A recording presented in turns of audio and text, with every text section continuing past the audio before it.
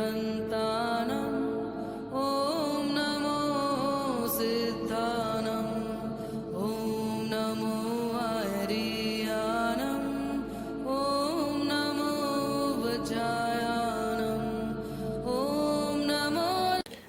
नमस्कार, गोयल एस्ट्रोलॉजी में एक बार फिर से आपका स्वागत है। अभी तक हमने यह जाना कि आपके लग्न या आपकी राशि का आपके स्वभाव पर कितना फर्क पड़ता है, कौन सी राशि के जातक का स्वभाव कैसा होता है। अभी तक इस कड़ी में हम पूर्व में 2 वीडियो बना चुके हैं, जिसमें हमने मेष, वृषभ, मिथुन, कर्क, सिंह और कन्या राशि के विषय में चर्चा की थी। आज हम तुला, वृश्चिक और धनु राशि के विषय में चर्चा करेंगे। तो आइए समझते हैं कि आखिर वह कौन से कारण होते हैं जिससे मनुष्य का स्वभाव ऐसा होता है, क्योंकि वह किस लग्न के होते हैं यह बहुत महत्वपूर्ण होता है। उनका लग्न और उनकी राशि का कहीं ना कहीं उनके स्वभाव पर बहुत अधिक असर होता है। अब हम चर्चा करते हैं तुला लग्न की या तुला राशि की। जैसा कि आप सभी जानते होंगे, यह शुक्र की दूसरी राशि है और मूल त्रिकोण राशि होने के साथ काल पुरुष के अंगों में इसे कमर के नीचे का भाग कहा गया है। तुला और वृश्चिक दोनों ही राशियों को काल पुरुष के अंगों में कमर के नीचे का भाग कहा गया है। तुला लग्न या तुला राशि के लोग भावना प्रधान होते हैं। जैसा कि इनकी राशि से ही स्पष्ट होता है, यह कहीं न कहीं सामंजस्य बिठाने वाले भी होते हैं। यह चेहरे पे सदैव एक मुस्कुराहट रखते हैं। इनकी मुस्कुराहट काफी खूबसूरत होती है। ऐसे लोग बहुत बुद्धिमानी होने के साथ ही साथ अपनी भावनाओं को अधिक प्रयोग में लेके आते हैं, सामंजस्य जबरदस्त कर लेते हैं और अभिनय और कला में तो इन्हें महारत हासिल होती है। साथ ही साथ यह दूसरों की मन की बात बड़ी आसानी से समझ जाते हैं, अर्थात आपके मन में क्या चल रहा है यह बड़ी आसानी से जान जाते हैं, क्योंकि यह भावनाओं को बहुत अधिक महत्व देते हैं। इसी कारण कहीं ना कहीं यह दूसरों से भावनाओं से ही जुड़ जाते हैं। यह ना ज्यादा ऊंचे होते हैं ना ज्यादा छोटे होते हैं, मध्यम कद और कांटे के बहुत खूबसूरत गोरा रंग होता है इनका। आमतौर पर ऐसे जातक देखते ही दूसरों को अपनी ओर आकर्षित कर लेते हैं। यह ज्यादा मोटे भी नहीं होते हैं और न ही ज्यादा दुबले होते हैं, इसलिए ऐसे जातकों का चेहरा एकमात्र ऐसा जरिया है जो सामने वाले को अपनी ओर खींच लाता है। ये देखने में ही इतने खूबसूरत होते हैं कि इनकी तरफ जातक सहसा ही खींचा चले जाता है।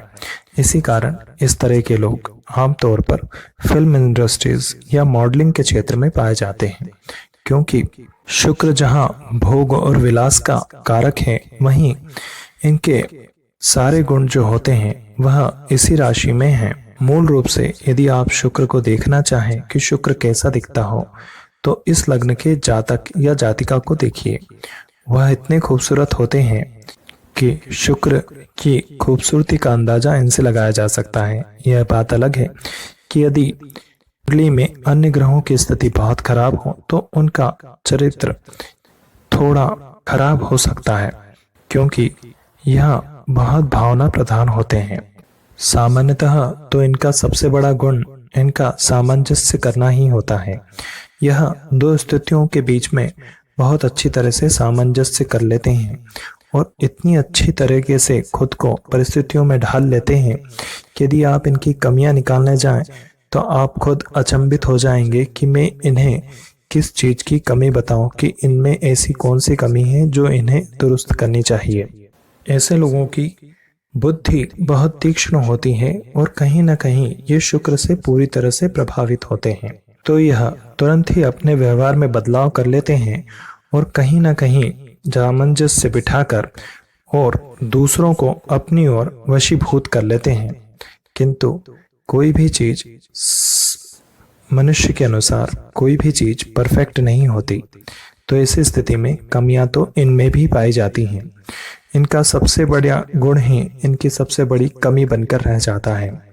जहां एक और यह तुला राशि के होते हैं तो दूसरों के बीच सामंजस्य बहुत अच्छी तरीके से करना जानते हैं। वहीं इनके साथ एक जो की कमी कही जा सकती है वह ये होती है कि यह दूसरों का भला बहुत ज्यादा सोचते हैं। ऐसे लोग भावनाओं में बहकर दूसरों का भला बहुत अधिक करते हैं या सोचते हैं, और बाद में जब इन्हें क्रेडिट मिलने का समय आता है तो इन्हें कुछ भी प्राप्त नहीं होता है। आपने तुला मतलब तराजू, आपने आमतौर पर तराजू तो देखा ही होगा। जब तराजू के अंदर कोई वस्तु जब तक तोली जाती है तब तक बड़ी नजाकत से उसके दोनों पड़लों को बराबर किया जाता है, किंतु जैसे ही व्यक्ति का काम होता है और उसका तोल पूरा हो जाता है, वह एक तरफ से सामान को इस तरह से उठाता है, यह सोचता भी नहीं है कि दूसरा पड़ला कितनी तेजी से जमीन को लग रहा है। फिर भले ही तराजू का दूसरा पड़ला बहुत तेजी से जमीन की ओर गिर जाए, उसे कोई परवाह नहीं रहती। बस इनके साथ भी कुछ ऐसा ही होता है। लोगों को जब तक इनसे काम होता है तब तक इनके साथ बहुत रहते हैं, बहुत मेल मिलाप रखते हैं, किंतु जैसे ही इनसे अपना मतलब हल हो जाता है, इन्हें तराजू के दूसरे पल्ले की तरह छोड़कर चल देते हैं। एक ही सलाह देंगे कि आप किसी के साथ भी अच्छाई करें। अच्छाई करने में कोई बुराई नहीं है, किंतु उतनी ही करें जितनी की आवश्यक हो। आवश्यकता से अधिक कुछ भी अच्छा नहीं होता। आपके केस में आप भावनाओं का इस्तेमाल बहुत अधिक करते हैं, इसलिए आप इन भावनाओं का इस्तेमाल उतना ही करें जितनी की आवश्यकता हो। अब हम बात करेंगे वृश्चिक राशि की।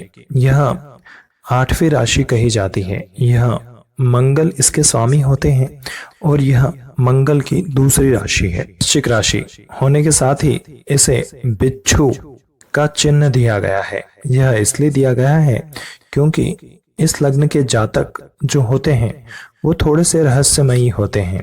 अब इन्हें रहस्यमयी क्यों कहा गया है, उसके पीछे भी एक कारण होता है।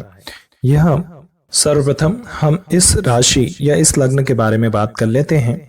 जैसा कि मंगल की राशि है तो इसका मतलब इन जातकों में उग्रता बहुत ज्यादा पाई जाती होगी, फिर इनमें क्षमता भी बहुत अधिक होती है। साथ ही इनकी आंखों में एक अजीब सी चुंबकीय शक्ति होती है। इनकी आंखें में यदि आप देखें तो इनकी तरफ खिंचाव सा होने लगता है। ऐसे जातक दूसरों से काम निकलवाने में महारत हासिल रखते हैं।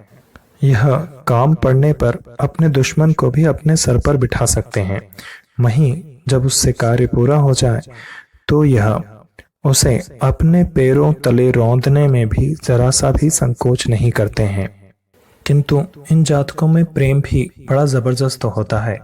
यह अपने से विपरीत की ओर सहसा ही आकर्षित होते चले जाते हैं। जैसा कि हमने आपको बताया था कि इस लग्न के जो जातक हैं या इस राशि को जो है वह काल पुरुष के अंगों में कमर के नीचे का भाग दिया गया है। ऐसे तो यह जल तत्व राशि है, किंतु इसे अर्ध जल तत्व राशि कहते हैं। यह लोग प्रेम करने में भी श्रेष्ठ होते हैं, वहीं किसी चीज की रणनीति बनाने में भी श्रेष्ठ होते हैं। फिर यह किसी से शत्रुता निकालनी हो तो उसके लिए भी यह जातक अत्यंत ही श्रेष्ठ होते हैं। कि अभी हमने बताया था आपको कि जब इनका काम हो तो यह शत्रु को भी अपने सर पर बिठा लेते हैं, वहीं जब इन्हें का काम हो जाए तो ऐसी स्थिति में यह शत्रु को अपने ही पैरों तरह रौंदने में जरा सा भी संकोच नहीं करते हैं। इनका शरीर ना तो ज्यादा लंबा होता है ना ज्यादा छोटा होता है, क्योंकि यह मंगल से प्रभावित हैं। इस कारण से इनका शरीर सुडौल होता है, हष्ट पुष्ट होते हैं यह। अब यदि इनकी कमियों की बात की जाए तो इनमें सबसे बड़ी जो कमी होती है वह इनका क्रोध होता है। यह प्रत्येक अवस्था में अपनी बात को मनाना चाहते हैं, कैसे भी करके इनकी बात को मानना ही पड़ेगा। अब यदि यह देखते हैं कि हमारी बात की पूर्ति नहीं हो रही है तो ऐसी स्थिति में ये तत्क्षण ही भड़क जाते हैं, और यही इनकी सबसे बड़ी खराबी है, या यूं कहें कि यही इनकी सबसे बड़ी कमी है। अब यह स्वार्थ रहित तो हो ही नहीं सकते, स्वार्थ सहित ही होते हैं, किंतु इस चक्कर में कई बार यह अपने सगे संबंधियों को ही अपने पैरों तले रौंदने में जरा सा भी संकोच नहीं करते हैं।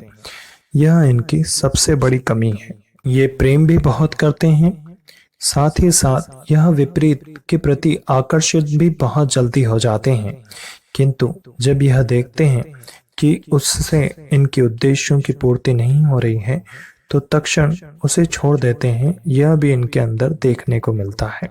अब ऐसे लोगों की बौद्धिक क्षमता भी बहुत उच्च की होती है, तो ऐसे लोग आमतौर पर रॉ या फिर ऐसी ही कई सारी खुफिया एजेंसी या फिर जो इन्वेस्टिगेशंस करती हैं उन एजेंसियों में या पुलिस विभाग के गुप्त सूत्रों में यह लोग पाए जाते हैं, क्योंकि यह कहीं न कहीं अपनी राशि के अनुसार ही थोड़े से रहस्यमयी होते हैं। फिर यह अपने मन में क्या चल रहा है यह कभी किसी के साथ शेयर नहीं करते।